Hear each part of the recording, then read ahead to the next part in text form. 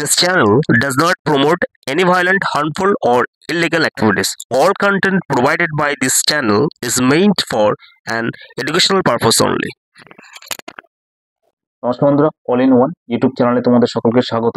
তো বন্ধুরা, মণিপুরে তোমরা জানো সকলে যে প্রায় বিগত 2 বছর ধরে একটা অশান্তি চলে আসছে সেখানে। তো সেখানে অশান্তিটার কারণ অনেক কিছু রয়েছে। একটা হচ্ছে কি অপোজিশনেরও কোনো একটা হাওয়া দেওয়া রয়েছে প্রথমত, যার ফলে অশান্তি সৃষ্টি হয়েছে। প্লাস ওখানে কিছু একটু মানে নিজেদের মধ্যে একটা জাতিগত বিদ্বেষ লেগে রয়েছে। আর তৃতীয় নম্বর যেটা রয়েছে সেটা হচ্ছে কি চায়না। চায়না কিন্তু প্রত্যক্ষ না হলেও পরোক্ষভাবে মণিপুরের কিছু কিছু মানুষকে আর কি সেখানে মানে হিংসা তৈরি করার জন্য, ভারতবর্ষকে অশান্ত করার জন্য এই চায়না কিন্তু টোটালি পুরো অতপ্রতভাবে জড়িত রয়েছে বন্ধুরা, এটা অস্বীকার করার কোনো জায়গা নেই। কিন্তু সেই চায়না জড়িত রয়েছে, কিন্তু দেশটা তো আমাদের ভারতবর্ষ। আমরা ভারতবাসী হিসাবে আমরা দেশকে ভালোবাসবো এবং দেশের ক্ষতি যাতে না হয়, প্রপার্টি যাতে নষ্ট না হয়, সেক্ষেত্রে প্রত্যেকটা ভারতবাসীর উচিত এবং এই যে যদি মানে বিদেশি চক্রান্ত রয়েছে সেই চক্রান্তের দাঁত ভেঙে দেওয়া প্রথমত। দ্বিতীয়ত হচ্ছে কি, আমরা যদি নিজেরা নিজেদের মধ্যে বাবা অশান্তি সৃষ্টি করতে থাকি তাহলে কিন্তু দেশ কোনোদিন এগোতে থাকবে না। তৃতীয়ত একটা জিনিস রয়েছে বন্ধুরা, সেন্ট্রাল গভর্নমেন্ট কিন্তু প্রচুর স্ট্রিক্ট হতে হবে।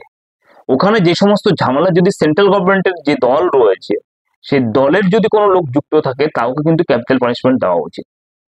না হলে এইভাবে যে অশান্তি চলে আসছে সেখানে আমাদের মণিপুরের যে ভাইরা রয়েছে, যে আদিবাসী উপজাতি সম্প্রদায়ের যে সমস্ত মানুষ রয়েছে, তাদের যে অধিকার রাইটসটা রয়েছে সেই রাইটসটাকে কিন্তু ঠিকঠাক করে যথোপযুক্তভাবে দেখতে হবে। কেন অশান্তিটা হয়েছে? কারণ তারা ভারতবাসী, সেভেন সিস্টার একটা অংশ মণিপুর। সেই সেভেন সিস্টার অংশের সঙ্গে বিদেশি কিন্তু এখানে মদত রয়েছে। প্রথম মদত রয়েছে এখানে কাদের? চায়না। দ্বিতীয় মদত রয়েছে এখানে বাংলাদেশের কিছু লোক এবং এই সমস্ত জামাত রাজাকার বা যারা যারা ঢোকে, হ্যাঁ, এগুলো কিন্তু ওখানে মণিপুরে অশান্তি সৃষ্টি করার চেষ্টা করছে। এবং চায়নার টোটালি পুরো মদত রয়েছে, কিছু অস্ত্রশস্ত্র বাইরে থেকে আমদানি করা হচ্ছে, সেগুলো সেন্ট্রাল গভর্নমেন্টকে একদম খুব পুঙ্খানুপুঙ্খভাবে দেখতে হবে। রয়ের কাছে এটা হ্যান্ড ওভার করে দিয়ে ভালো করে তদন্তের মধ্য দিয়ে, এনআইএর মধ্য দিয়ে, তদন্তের মধ্য দিয়ে সমস্ত কিছু বের করতে হবে যে কারা এই ঝামেলার সঙ্গে জড়িত রয়েছে। এবং অপোজিশনও কিছু রয়েছে, ক্ষমতা দখলের একটা চেষ্টা আমাদের সবসময় ভারতবর্ষ থেকে থাকে, যে কোনো একটা সরকার ভালো করে চললে সেই সরকারকে চলতে দেয় না। অপোজিশনরা যতটা মানে সময় এবং অর্থ সমস্ত কিছু অপচয় করে রুলিং পার্টিকে ক্ষতি করার জন্য, সেই সময় অর্থটা যদি ভারতবাসীর প্রত্যেকটা মানুষের মঙ্গল কামনা করে তাহলে তারা কিন্তু সেখানে মঙ্গল কামনার মধ্য দিয়ে এবং ভালো কর্মের মধ্য দিয়ে কোনো অপোজিশন পার্টি যদি ক্ষমতায় না থাকে তাহলে সেই জায়গাটা ক্ষমতা সে পরবর্তীকালে জিততে পারে। কিন্তু ভারতবর্ষের মানুষদের এই একটা ধর্ম রয়েছে, প্রত্যেকটা রাজ্যে বলো বা যাই কিছু বলো, রুলিং পার্টি সেন্ট্রালে যারা ক্ষমতা থাকে তাদের পিছনে মানে কাঠি দেওয়াই হচ্ছে এদের প্রধান কাজ।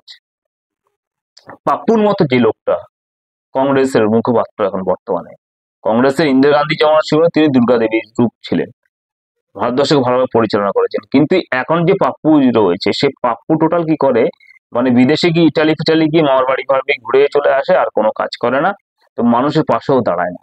উপরন্ত এসে কি করলো, আমেরিকা গেল, ফ্রান্সে গেল, ইউরোপিয়ান কান্ট্রি গুলো গেল যারা ভারতবর্ষের ক্ষতি চায়, কোনোদিন ভারতবর্ষের উন্নতি চায় না, সেই কান্ট্রিগুলোতে নিয়ে ভারত বিরোধী কথাবার্তা বলে বন্ধুরা। তাহলে সেই পাপ্পু বা কংগ্রেসের যে মুখপাত্র, তাকে আমরা কি করে ভোটটা দিই? তিনি তো ইটালির বংশোদ্ভূত না, তিনি তো ভারতবর্ষের হিসাব মতো হয়তো হয়েছে পরবর্তীতে, কিন্তু তার আমরা তো মনে করি যে তুমি যে ভারতবর্ষকে যে ভালোবাসবে, ভারতবর্ষকে ভালোবাসা তোমার পদ্ধতি কি? তুমি দেশ বিরোধী কথাবার্তা বলবে? যদি সেন্ট্রাল সরকারকে ক্ষমতা থেকে সরাতে চাও তাহলে কি ভোটের মধ্য দিয়ে, গণতান্ত্রিক যে অধিকারের মধ্য দিয়ে তোমাকে সরাতে হবে। তাই বলে দেশ বিরোধী কথাবার্তা বলে কোনোদিনও এইভাবে মানুষের মনে জায়গা করা যায় না। ভারতবর্ষে আমার এখানে যাই কিছু হোক, তাই জন্য আমি আমার ভারতবর্ষের দেশের বদনাম করব আমেরিকার মাটিতে বসে, দেশের বদনাম করবো ফ্রান্সের মাটিতে বসে, রাশিয়ার মাটিতে বসে, লন্ডনের মাটিতে বসে, হ্যাঁ, যেখানে তোমরা বিদেশিদেরকে সুযোগ দিয়ে দিচ্ছ দেশকে ক্ষতি করার জন্য বন্ধু। তো যাই হোক, বর্তমানে মণিপুরের যে হয়তো যে চিফ মিনিস্টার রয়েছে তিনি হয়তো বুঝেছেন যে তার দ্বারা এই কাজটা সম্ভব নয়, তো তিনি স্বরাষ্ট্রমন্ত্রী অমিত শাহের সঙ্গে দেখা করেন। দেখা করার পর এন বীরেন সিং যার নাম, তিনি মণিপুরের রাজধানী ইম্ফলে গিয়ে, হ্যাঁ, পদত্যাগপত্র তুলে দেন রাজ্যপাল অজয় কুমার ভাল্লারকার হাতে আর কি। তো তাই এই স্ক্রিনে দেখতে পাচ্ছ তার যে পদত্যাগপত্র তিনি জমা দিয়েছেন সেটাও তোমরা দেখতে পাচ্ছ আর কি।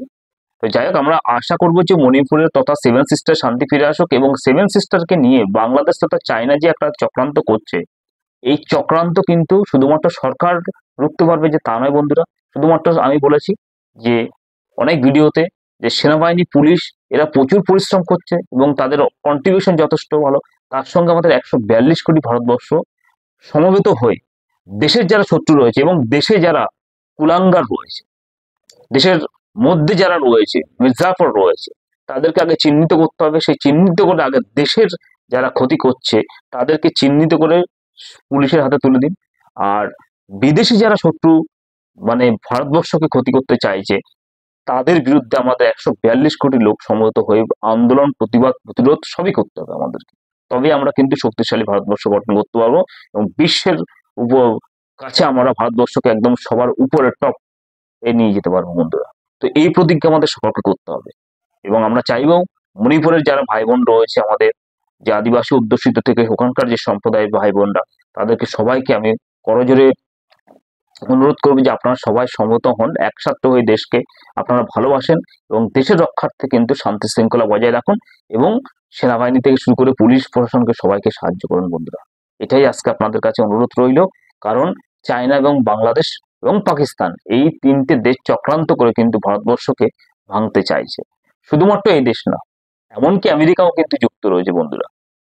কারণ কোন দেশ চায় না যে ভারতবর্ষ উপরে উঠুক, কারণ ভারতবর্ষ এখন একটা ভালো প্রোগ্রেসিভ দিকে নিয়ে যাচ্ছে, সেই প্রোগ্রেসিভটা যাতে ডিগ্রেস হয়, তাই জন্য একটা মানে অশান্তি সারা ভারতবর্ষে যদি মানে বাদিয়ে সৃষ্টি করে রাখা যায়, তাহলে কিন্তু দেশকে ভঙ্গুর করা যাবে সমস্ত দিক থেকে। তো বন্ধুরা, আজকে ভিডিওটা একটুখানি ভালো লাগলে লাইক, শেয়ার এবং সাবস্ক্রাইব করবে। ধন্যবাদ।